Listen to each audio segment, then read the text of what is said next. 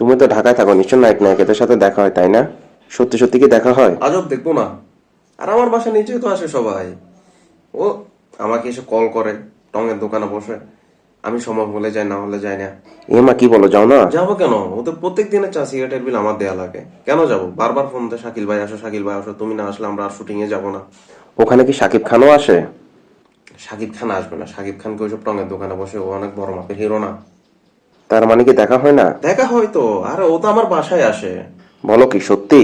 হ্যাঁ, শাকিব খান আমার বাসায় এসে নাচে প্র্যাকটিস করে। ওই যে টুকরো টুকরো করে দেখো আমার এই অন্তর, ওই গানের রিহার্সাল তো আমার বাসায় করেছিল এসে। এইসব কথা বাদ দেয়।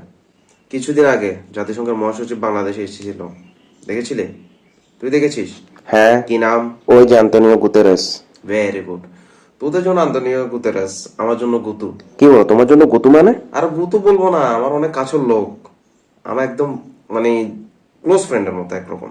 বলো কি, সেও কি তোমার সাথে দেখা করেছিল? হ্যাঁ, এসেছিল, এসে বাংলাদেশে এসে নেমেই মাত্র আমাকে কল দিয়েছে। বলেছে ডক্টর ইউনূস বয়স্ক ব্যক্তি, ওর সাথে আমি বোর হব, তুমি আমাকে ঘুরিয়ে নিয়ে আসো। তখন আমি বললাম দেখুন এখন সময় তো ওরকম না, দিনটুকু আপনি ডক্টর ইউনূসের সাথে থাকেন আর রাতে আমি সময় দিব আপনাকে। আচ্ছা, তুমি ওখানে কি কাজ করো? আরে বড় বড় লোকের সাথে উঠা বসা, আমার আর কাজ করা লাগে? কাজ করি না তো। কি বলো, একেবারে কাজ করো না? না না না, কখনো এর বাসায়, কখনো ওর বাসায়, আবার কখনো আমার নিজের বাসা তো আছেই। তাহলে কি কাজ করো, চলো। কাজটা বলবো, তোদের আস্তে ধীরে জানাবো কি কাজ করি আমি। বিরিয়ানি লাগবে কারো? বিরিয়ানি 15 টাকা প্লেট, 15 টাকা প্লেট।